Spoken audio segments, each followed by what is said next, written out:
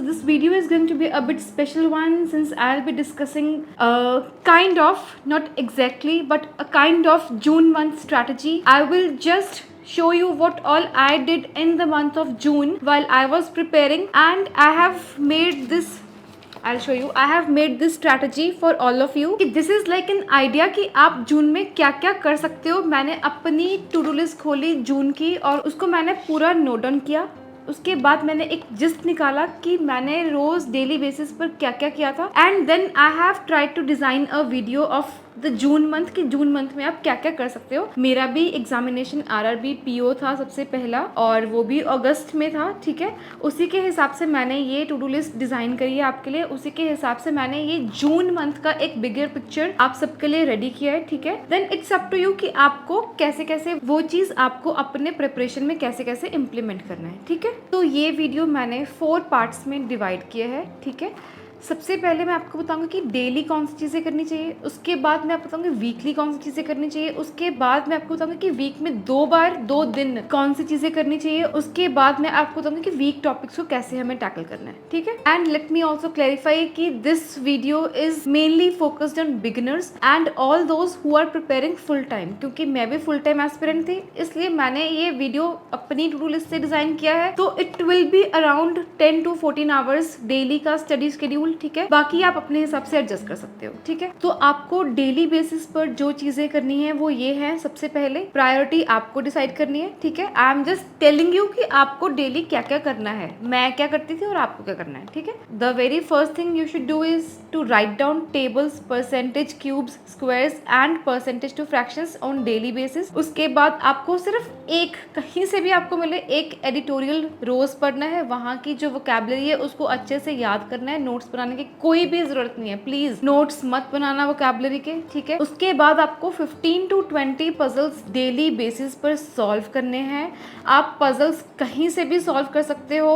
आप यूट्यूब से पुनीत सर हैं, ध्रुव सर हैं, गाइडली के पजल्स सॉल्व कर सकते हो. तो आप ना पजल्स की प्रैक्टिस गाइडली के थ्रू भी कर सकते हो. मैंने बहुत सारे पजल्स लगाए हैं गाइडली के थ्रू. जैसे कि मैंने अपनी रीजनिंग की स्ट्रैटेजी में बताया था कि मैं अराउंड 300 पजल्स का मैराथन करके जाती थी. वो सारे मैं गाइडली से करती थी. ठीक है, तो गाइडली में उनका ना एक एग्जाम वाइज बंडल कोर्स आता है.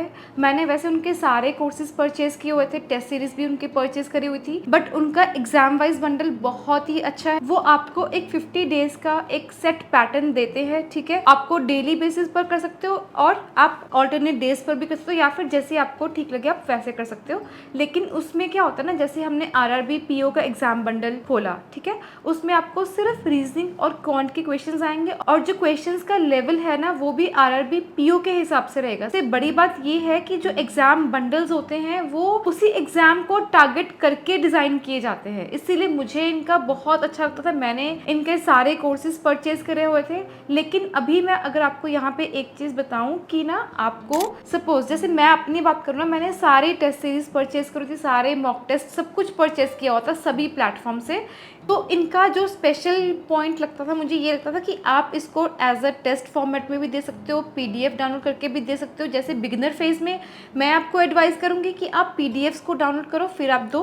उसके बाद जब आपका स्पीड बन जाएगा तब आप टेस्ट की फॉर्मेट में दे देना. इनके वीडियो सोल्यूशंस भी होते हैं. मैंने क्वांट में मेंस के लिए गाइडली की पीडीएफ्स लगाई थी, मैं टेस्ट फॉर्मेट में नहीं देती थी. उसमें उनका वीडियो सोल्यूशन बहुत अच्छा होता था. मैं वीडियो सोल्यूशंस के थ्रू उनके क्वेश्चंस का आंसर देखती थी, उसके बाद मैं सॉल्व करती थी. ठीक है, also you can use my code TGMAX to avail the maximum discount. ठीक है, तो यार अभी गाइडली ने एक और ऑफर लॉन्च किया हुआ है. उसमें ये है कि एवरी डे डेली वो 10 विनर्स को एक बुक गिफ्ट कर रहे हैं फ्री में. तो आप भी ये अपॉर्चुनिटी अवेल कर सकते हो. कहीं से भी, जहां से भी आपको प्रीलिम्स लेवल पजल मिलते हैं. अभी हम आरआरबी पीओ को टारगेट कर रहे हैं, तो हम आरआरबी पीओ के लेवल के पजल्स लगाएंगे. ठीक है, हम जब सर्च करेंगे यूट्यूब पर, हम साथ में लिखेंगे कि RRB PO prelims level puzzles by this teacher, by this teacher. ठीक है, एक चीज आपको डेली जो और करनी है वो है, अभी आज से आपको डेली मॉक टेस्ट लगाने स्टार्ट कर देने हैं आरआरबी पीओ के. मैं बहुत बार बता चुकी हूँ, आरआरबी पीओ के जो मॉक टेस्ट होते हैं 45 मिनट्स के होते हैं, उनको एनालिसिस करने में maximum to maximum 20 to 30 minutes लगेंगे, ठीक है।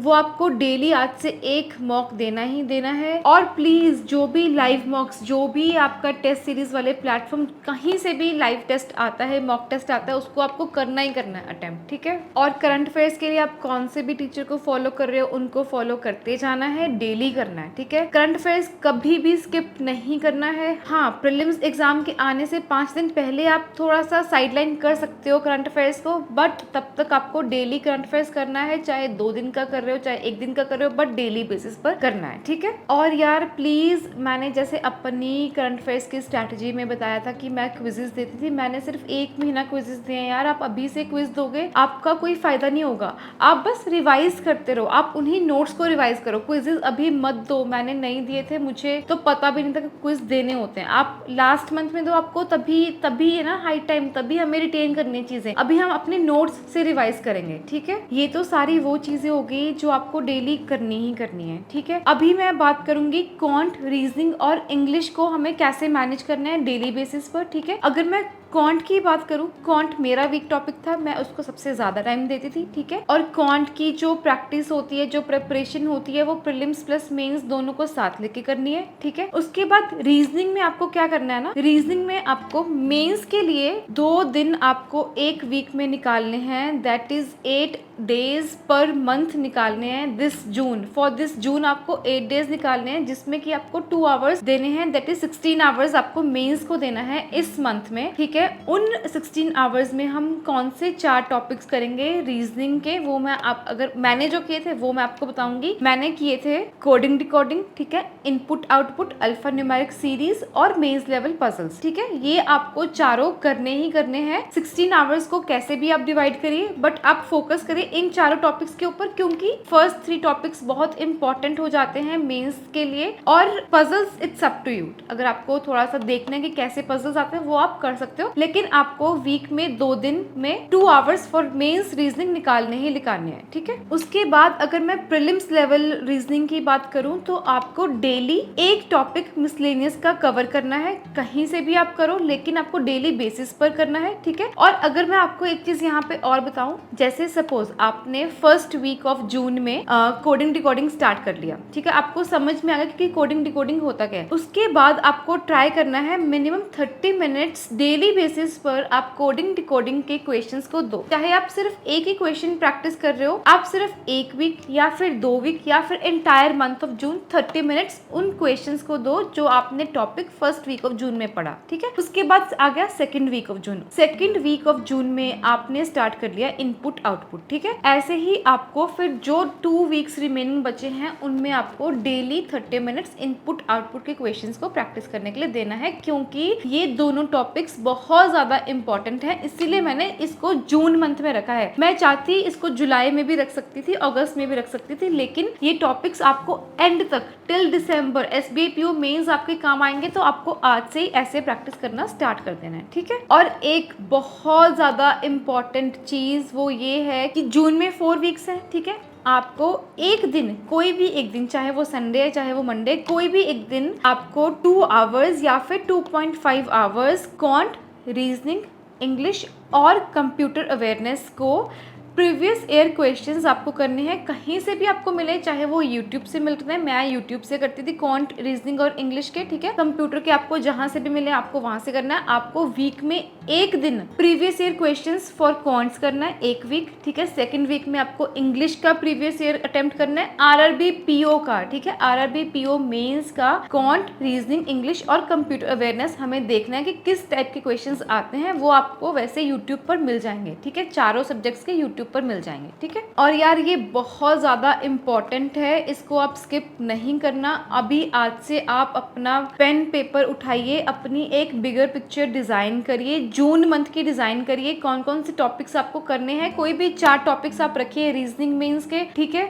और उनको आप देखिए। उसके बाद आप कोई भी एक ऐसा डे डिसाइड कर लीजिए वीक में जिस दिन आपको क्वांट का मेंस करना है, एक दिन नेक्स्ट वीक आपको उसी सेम डे नेक्स्ट वीक आपको इंग्लिश का करना है, उसके नेक्स्ट थर्ड वीक में आपको रीजनिंग का करना है, उसके फोर्थ वीक आपको कंप्यूटर का करना है, ठीक है। अभी अगर मैं इंग्लिश की बात करूँ तो इंग्लिश आरआरबी पीओ के लिए तो नहीं आती है, but maximum students SBI PO को टारगेट करके ही अपनी प्रिपरेशन स्टार्ट करते हैं, ठीक है। आरआरबी उनका फर्स्ट एग्जामिनेशन होता है, ठीक है। जो लोग सिर्फ आरआरबी पीओ को टारगेट कर रहे हैं वो इंग्लिश को स्किप कर सकते हैं, प्रीलिम्स लेवल इंग्लिश की क्लास डेली करना। बट जो एसबीआई पीओ को टारगेट कर रहे हैं, आई वुड सजेस्ट कि आप डेली एक इंग्लिश की क्लास कहीं से भी आप कर रहे हो, कोई भी टीचर को आप फॉलो कर रहे हो, आप वहां से डेली एक क्लास करिए, ठीक है। उसके बाद जो बच्चे सिर्फ आरआरबी पीओ को टारगेट कर रहे हैं या फिर आरआरबी क्लर्क को टारगेट कर रहे हैं, वो मेंस लेवल इंग्लिश को वीक में कर सकते हैं 2 दिन, वो आपकी मर्जी है। इंग्लिश का मेंस का आपको मतलब मैंने तो जैसे किया मैंने आपको बता दिया, बट इंग्लिश को आपको कैसे टैकल करना that is up to you, ठीक है।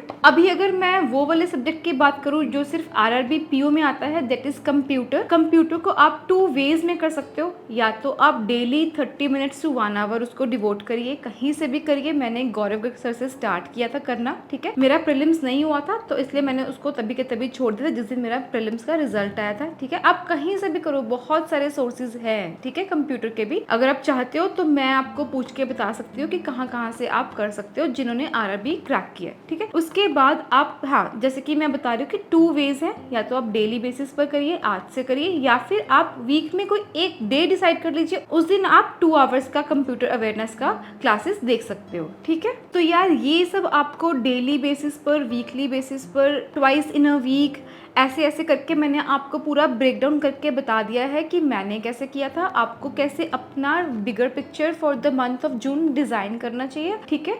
और अगर मैं एक चीज़ और बताऊँ कि आपको जितना भी टाइम अभी आपके पास बचा है एक दिन में, इस पूरे दिन में जो मैंने आपको बताया, वो टाइम आपको अपने वीक टॉपिक्स पर देना है। मेरा वीक एरिया होता था क्वांट, ठीक है, मैं उसको अपना मैक्सिमम टाइम देती थी, ठीक है। उसके बाद क्वांट में अभी इन द मंथ ऑफ जून आपको कौन कौन सी चीजें आप कर सकते हो वो मैं आपको बताती हूँ, ठीक है। यार क्वांट में ना हमें प्रीलिम्स में अगर मैं बात करूँ तो हमें पूरे प्रीलिम्स में, चाहे वो क्वांट है, चाहे वो रीजनिंग है, चाहे वो इंग्लिश है, हमें किस पे फोकस करना होता है, we have to focus on maximizing the score, ठीक है। अपना अटेम्प्ट मैक्सिमाइज करना होता है along with the accuracy and speed maintain करते हुए, ठीक है। तो क्वांट में जो बहुत ईजी टॉपिक्स है, ईजी टू अंडरस्टैंड है, और जो कि स्कोरिंग टॉपिक्स हैं वो हैं, सबसे पहले क्वाड्रेटिक इक्वेशंस हैं, उसके बाद सिंप्लीफिकेशन एंड अप्रोक्सीमेशन है, उसके बाद डीआईज प्रीलिम्स लेवल डीआई बहुत मेजर रोल प्ले करते हैं आपका आरआरबी पीओ प्रीलिम्स में, कोई भी प्रीलिम्स में, ठीक है। आपको केसलेट और वेन डीआईज करनी है। मैंने कहाँ से करी थी, मैंने अपनी क्वांट की स्ट्रैटेजी वीडियो में बताया हुआ है, ठीक है। और बाकी मैंने रीजनिंग के पजल्स कहाँ से प्रैक्टिस किए थे वो भी मैंने अपना रीजनिंग की स्ट्रैटेजी में बताया हुआ है, तो आप वो भी एक बार चेक कर सकते हो if you want. If you have not checked it out then you can go and check it out right now, ठीक है। उसके बाद जो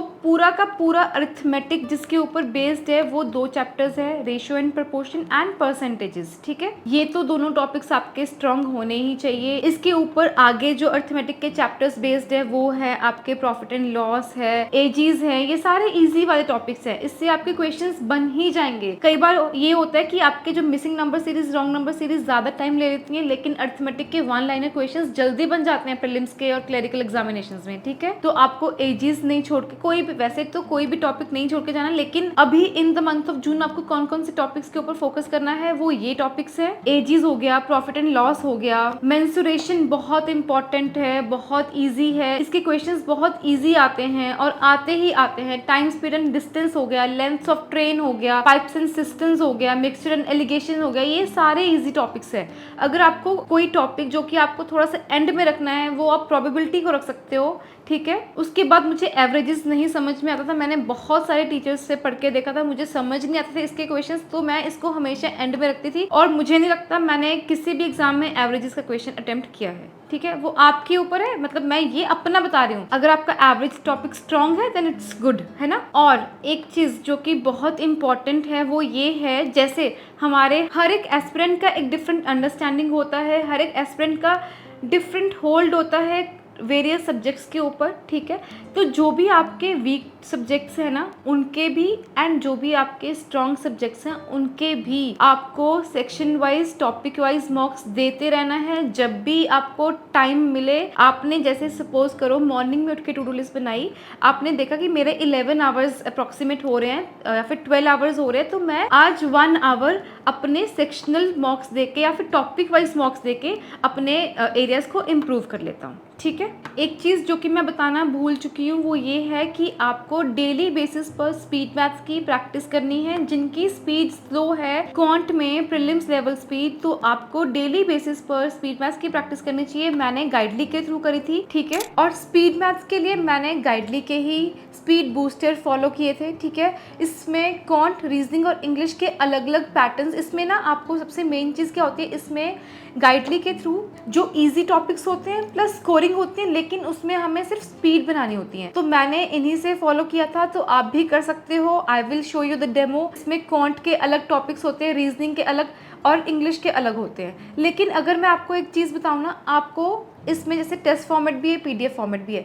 आपको क्या करना होता है ना, आपको मार्क्स पे फोकस नहीं करना। जब आप ऐसे टॉपिक वाइज या सेक्शनल वाइज क्वेश्चंस करते हो ना, आपको फोकस करना होता है कि आपका जो टॉपिक वीक है, सपोज आपने रीजनिंग का लगा लिया, ठीक है, उसमें आपका मिसलेनियस अच्छा है तो वो आप स्किप कर सकते हो। आप सिर्फ पजल्स के ऊपर फोकस करो, ठीक है। आपको ऐसे टॉपिक वाइज सेक्शनल वाइज में मार्क्स के ऊपर फोकस नहीं करना, ना ही आपके परसेंटाइल के ऊपर फोकस करना है। आपको बस अपने वीक एरियाज को स्ट्रॉन्ग करना है। जो आपके एरिया स्ट्रॉन्ग है वो वाले क्वेश्चंस आप स्किप भी कर सकते हो, ठीक है। आपको टॉपिक वाइज और सेक्शनल वाइज टेस्ट सीरीज में ना अपना टाइम सेव करना है। स्ट्रॉन्ग वाले एरियाज वाले क्वेश्चंस को स्किप करना है, बस वही वाले क्वेश्चंस अटेम्प्ट करने हैं जो आपके वीक है, ठीक है। तो मैंने इनका सारे ये गाइडली का एग्जाम बंडल भी फॉलो किया था, प्लस इनका ये जो है स्पीड बूस्टर मुझे बहुत अच्छा लगता था। मैंने सारे क्वेश्चंस इनके किए थे। तो मैंने आपको रीजनिंग की स्ट्रैटेजी में बताया था कि मैं इनके पजल्स सॉल्व करती थी, 300 to 400 पजल्स सॉल्व करके जाती थी। वो मैं क्या करती थी, ये जो मैंने आपको टॉपिक वाइज दिखाया ना, तो इसमें से सिर्फ पजल्स सॉल्व करती थी, मिसलेनियस नहीं करती थी। पजल्स में आपको सारे मिक्स्ड पैटर्न भी मिलेंगे। अगर आपको कोई फोकस्ड पजल्स प्रैक्टिस करना है, पैरेलल रो वीक है, तो आप वो भी कर सकते हो। मैंने बहुत सारे पजल्स यहाँ से प्रैक्टिस करे। मेरे 14 people in a row week था, मेरा जो है फ्लोर लेवल पजल वीक था, मैंने सारे यहाँ से प्रैक्टिस किए। तो यार ये सारा था जून मंथ का strategy video according to me. जो जो टॉपिक्स मैंने जून मंथ में किए थे, क्या क्या मैंने जून मंथ में फॉलो किया था, कैसे मैंने अपनी जून में प्रिपरेशन करी थी। I have tried to cover each and everything. Now rest is up to you, and also please give me the feedback in the comment section. I will wait for the comments, ठीक है। जो भी आपको next videos में चाहिए वो भी आप मुझे बताइए। And also for more information and also to contact with me and for more information you can message me on my telegram channel. You can find the link in the description box. Till then, happy studying, पढ़ते रहिए। See you in the next video very soon. Bye bye.